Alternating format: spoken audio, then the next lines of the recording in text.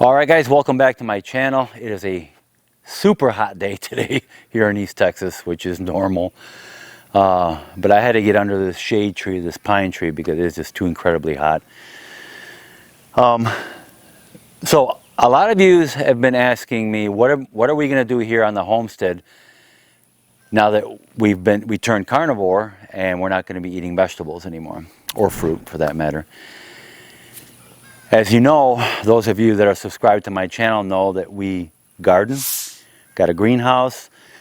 We have a 100-foot by 200-foot rectangle, all fenced in garden orchard. So it's an orchard slash garden. And the way I have it set up is I have my fruit trees set up like a grid. So they're spaced apart 20 feet, all my fruit trees. And in between about half of the garden is I have these beds. Okay, they are just made out of cement blocks basically. And they're roughly 15 feet by 5.5 feet wide. And that was our gardening. And then the back part of my garden area, we would plant. I have some vines. I have 3 grapevine trellises there. I got 3 different varieties of grapes. We have, what do we have? 5 rows, basically, by 5 rows, about 3 or 4 feet apart, by 80 feet long of corn that I grow. A whole variety of fruit trees. I even got some cactus growing for prickly pears. We have, and then trellises set up for squash, my Italian squash, the guguzas. What else? Tomatoes and cucumbers and eggplants and peppers and squash and zucchinis and all those types of vegetables. The beds, I usually grow those in. Strawberries, we got all kinds of stuff. And as you know from my past video, all this stuff was making us sick. And all this stuff was contained high oxalates and stuff, and those things get you sick. They lodge into your tissues and your joints and stuff, and you get sick. They wreak havoc throughout your body, basically. And now what I'm dealing with, it's starting to go away though. I'm dealing with oxalate dumping. I'm getting these red, itchy bumps. They look like mosquito bites or chigger bites on my chest area and a little bit in my arm. In fact, this one's gone away. It's just a scab now. My wife's been getting those too, kind of like all over her body. They're really itchy little bumps is basically what they're like, little mosquito bite. And those are the oxalates coming up. So that's basically what I'm dealing with right now. But anyways, back to what we're going to do with our garden here. What we're going to do is, now this carnivore thing just changed everything upside down for us. What we decided to do for this year, everything that we have growing in there right now, which we hit, like the things I just mentioned, we have tomatoes, we have peppers, we have eggplants, we got strawberries, we got squash, my Italian squash, we have tomatoes, all this stuff growing, corn, we got tons of corn. My grapes have been decimated from fungus infection because it rained a lot here in the spring. Black rot got my grapes, most of them. But what we're going to do is everything that's growing in there now we're just giving those to the chickens. But I am not going to let the garden, I'm not going to neglect the garden, put it that way. I'm not going to be growing anything in there, maybe a few things for the chickens. But the beds themselves, the majority of the beds, I'm going to be covering them with leaf mulch. So I have a big pile of leaf mulch during the winter time here, which is typically the fall here. I go around with my weed vacuum, or I'm sorry, my lawn vac, and pick up all the leaves that are on the property, and it mulches them up and I put them in a big old pile. I'm going to put leaf mulch in my beds nice and thick. And then I'm going to cover them with plastic, more or less. I don't want the weeds to be growing in there. But what that's going to do is bring all the earthworms, and they're going to start munching on those leaves, and they're going to enrich that soil, make it very, very rich. In other words, I'm going to let the soil rest. The worms are going to do their job, make the soil very rich and healthy. And I'm going to maintain the garden as far as weeds and stuff. I'll be cutting in here and weeding and all that typical stuff that I would normally do. I'm not going to let it go. I'm not going to abandon it, put it that way. And water the trees, basically. And every year when we get fruit, we are going to just harvest them, give them away to our neighbors as much as we can. And a small portion we will freeze dry. Freeze dry those and keep them in storage. They can last 25 years in these bags. Not like I'm going to be around in 25 years, but they'll be around that long. So in the event that because I'm somewhat of a prepper too now. In the event that the crap does hit the fan, and by the looks of the politics that's going on and the way this country is going, it looks pretty likely that things are not going to do well in the future. But anyways, in the event that something were to happen and we have to eat, obviously we're going to have something to eat. Is it optimal for you? No, now I know it's not. But it will keep us alive. Okay? Also, we have a big freezer. Big, I forgot how big it is, like 70 something inches by, I don't know, 3-4 feet, whatever it is. Big chest freezer full of mostly vegetables and stuff. All organic, peas and corn and cabbage and whatever else is in there. All those, what we're going to do is we're going to freeze dry those and store those for long-term storage. When we get that sucker pretty much emptied out of all the veggies and put the veggies in a long-term storage, freeze-dried and all that, we'll have a nice empty chest freezer, and we're going to start loading it up with meat. Every time we go to do our weekly or bi-weekly shopping for meat, we'll buy extra and just throw it in there. Keep throwing it in there, throwing it in there. And if it's steaks and stuff, we'll have to just vacuum seal them. Make sure that all the air is removed out of it. They'll last much longer that way. They'll last years. And again, in an event of emergency, we got meat and we got vegetables. So that's our basic plans right now, is what we're going to do now that we're on basically carnivore. We were, the first week of carnivore, we were doing keto.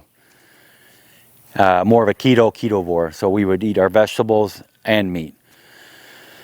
And then it was just a little bit of vegetables, the following week. And then we did just meat too. Or I should say meat with a little vegetables. And now, basically by the end of the second week and on now, we're just doing strictly carnivore. And let me tell you, the results are mind-blowing. All the illnesses that I was dealing with, the joint pains, the air hunger, heart palpitations, eczema, the psoriasis I had in the past, IBS symptoms. Another thing I had was sensitivity when I brushed my teeth. Some of my teeth in the back here will become so sensitive and irritable. I just couldn't even touch it. It hurt so bad. It would be that way for like a few days to maybe a week, and I'd have to brush it really slowly and carefully because it would hurt so bad. And that would come and go. It would last for a better part of a week. It'd go away for maybe 2 weeks, and it'd come back again, on and off, on and off. Or maybe even less than that. It would last for a few days, and then it would be gone for like a week. Then it'd come back, and it was a cycle, basically all the time. The moment I started Carnivore, it was like a switch just flipped on, or flipped off, I should say. A few days after Carnivore, I'm always very careful about going back there and brushing because it hurt. I went back there, nothing. Didn't hurt at all. It's been over a month. Nothing. All the pain is gone. So these are all, this tooth sensitivity thing, I just realized in the last couple of days, I'm like, you know what? My teeth don't hurt anymore when I brush. I don't know the science behind it. I don't know why these things are happening other than the oxalates. I know a lot of plants have anti-nutrients in them. You research those things, plants and their anti-nutrients that block certain nutrients. When I was vegan for 10 years. He don't eat no meat? No, he doesn't eat meat. What do you mean he don't eat no meat? Oh, that's okay. That's okay. I make lamb. Come. Come. During that time, I suffered so many problems. And what I'm learning is that these plants that we are eating, all the common plants they're typical today that we've gardened with, didn't exist 500 years ago. These things, most of your tomatoes, peppers, eggplants, sweet potatoes in general. What else? There's a bunch of squash and all that stuff. I don't even know if I mentioned that. Those things were just discovered in the last 500 years, believe it or not. When Christopher Columbus and Cortez and Spaniards came and discovered the New World, which is the Americas of today, your North, Central, and South America. When they came to Central and South America, they started discovering these plants, the tomatoes, the peppers and squash and the potatoes and stuff. They brought all those back to the old world, Europe, and started growing these things. And then over the years, through pollination and all that stuff, and they got different varieties of whatever, they pollinated with in their favor. To get what we have today is the tomatoes and peppers and eggplants that we have today, basically, and potatoes and all that. So I don't know if that has anything to do with the anti-nutrients in these plants. But all I know is when I was vegan and vegetarian, I was malnourished. In 2021, I tried to work out. I was working out. I was starting to feel good. And right around the 3-month mark, I started getting tennis elbow or golfer's elbow, that the tendons were just killing me. If I would just grab something, it would just hurt so bad. And in my shoulders, all my tendons in my shoulders were killing me. I couldn't work out anymore. I had to stop. I was so upset.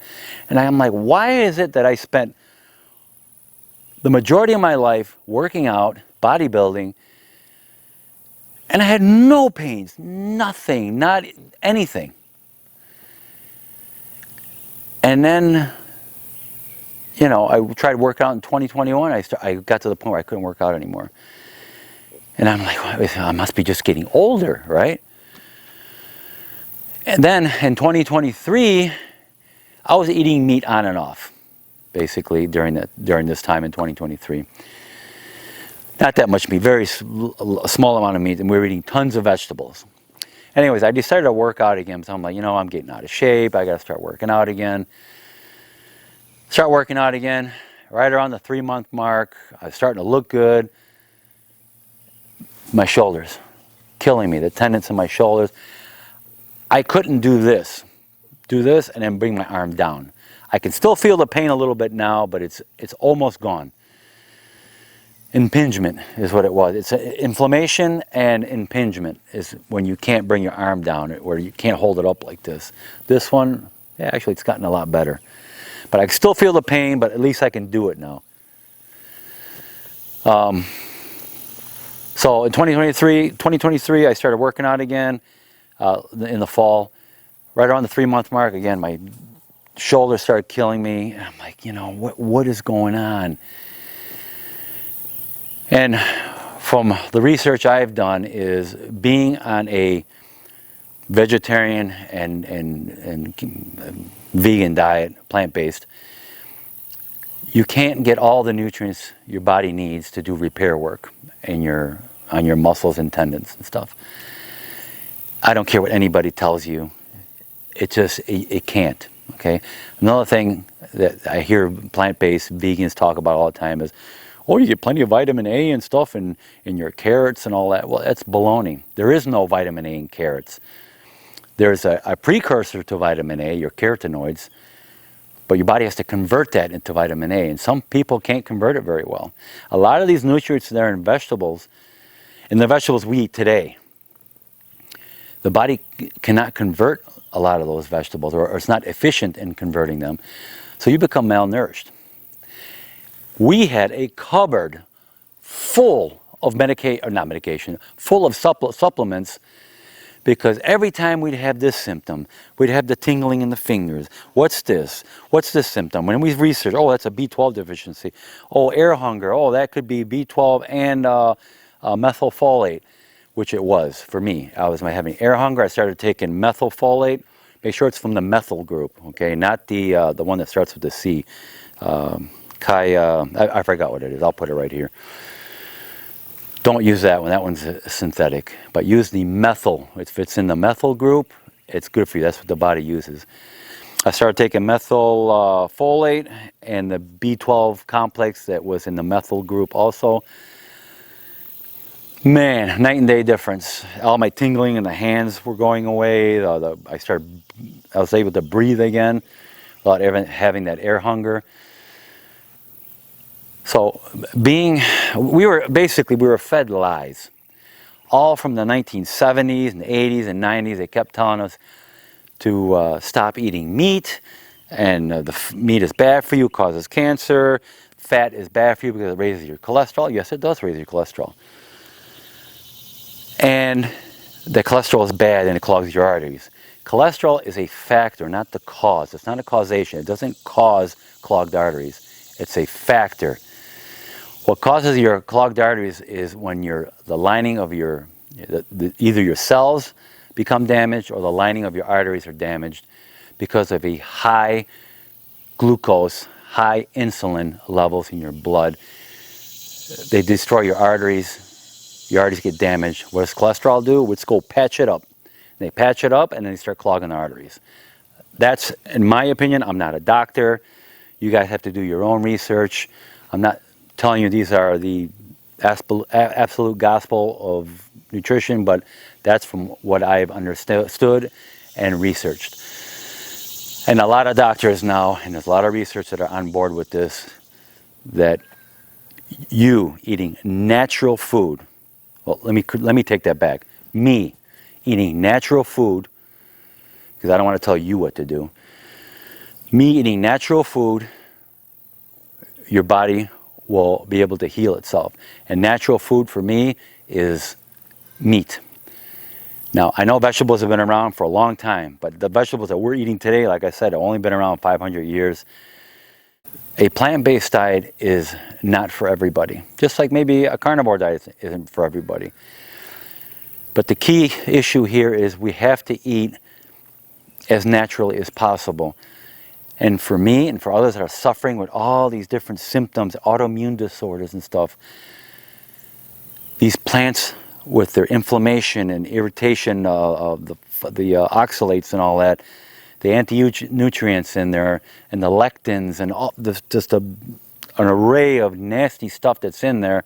There is good stuff in vegetables, obviously, but your body is having a hard time processing that stuff because it's not in its natural form, like the vitamin A. It's not in its natural form. The body has to convert it. Man, I'm telling you, I wish I can just lend how I feel to you just for a day. I am 61 years old. I feel like I'm 20 again. Now, obviously, I'm not flexible like I was when I was 20, but I feel like I was in my 20s again. I have no more aches and pains. You know, I feel like just running and jumping around. I went on the treadmill yesterday since, well, about over a year ago now. Yeah, since about a year ago. And it's basically starting over again. I just went on for like 10 minutes. It was a breeze. I'm like, I'm not huffing and puffing like I was when I first started last year. Well, interesting. So right now I'm going to start working out again. I have to take it a little easy because my tendons in my shoulders are healing. And I don't want to overdo it and keep, you know, it's like getting a scab and you keep picking it all the time. You have to let it heal. So I have to be very easy on my shoulders. Chest presses and shoulder type presses, I got to be easy on them and just do more reps and less heavy weight for now until they heal. Yeah, I just wish I can lend you the way I feel and have you feel what I feel for just a day. And because only you know how you feel, right? And then when you feel good, it's like, wow, this is amazing. I feel this, like this state of calmness has gone over me. And when I sleep, my heart used to boom, boom, boom, pound all the time when I was vegan, vegetarian. And now my heart, I can barely feel it beating, and it's like this calmness in my chest. And I don't know, I mean, until you do it yourself, until you go on this carnivore diet, or at least eliminate most of your carbs, you won't know how good you could feel. So it's basically what I want to cover in this video is how I feel now. I'm continuing to lose weight. I'm in my upper 190s now, 198, 199. So the initial 18 pounds that I lost from my last video is kind of slowed down. But I mean, I'm not a fat person to begin with. I just had this big gut going on here. That was, it was bad. And it was all visceral fat too, most of it. Now I just got a little more visceral fat to lose. But boy, I'm telling you guys, compared to where I was, I don't have that big bloat anymore. And I don't know, guys, I just feel great. I would suggest doing a keto type diet at first if you want. If you're kind of worried about getting into it, start off slow. Start a more keto diet. Buy the book, I'm going to put it right up here, Toxic Superfoods by Sally Norton, how oxalate overloads is making us sick. That book there will give you a list of high oxalate foods and high oxalate vegetables and low oxalate vegetables. Stick with the low oxalate vegetables for a while and do a keto type diet, so meat and those low oxalates. Then try more of a ketovore, which is just a small amount of vegetables and mostly meat. And then if you're really feeling up to it, do a carnivore diet, so mostly meat, or I should say just meat. And I'm going to be putting videos of how we cook what we eat to make it quick and simple. Yeah, that's about it, guys. We'll be doing more videos on what we eat and how to prepare it, even for our dogs. They went carnivore. Well, obviously dogs are carnivore, but we stopped giving them kibble dog food after they were about a year old. My dog Toby was suffering from skin issues, dry skin, itchy skin, chewing on his skin and itching it all the time. Really bad temper. This dog had temper, whatever you want to call it. Just never wanted to play, always in a bad mood, and he snapped at my wife twice before, and I was going to do something drastic with him. My other dog, Mia, she suffered from elbow hygroma, which is inflammation. It's like a big tennis ball looking thing on your elbows. I'm like, this is inflammation. Oh, what's causing this? And it's their diet. We started feeding them just meat and chicken and beef. Got rid of that stupid kibble crap, which is nothing but sugar and grains. And voila! All their joint pain went away. The elbow hygroma shrunk down to nothing. Toby's skin got better. He's becoming playful and happy. We have to eat what we're supposed to eat. Dogs shouldn't be eating what most people eat, okay? Dogs should be eating meat, period. That's it. All right, guys, I'm going to end this video here. Hope you enjoyed it. Like and subscribe to my channel. I'll be putting up more videos on how my diet's doing and how we prepare our food and stuff like that, and how we prepare our food for our dogs.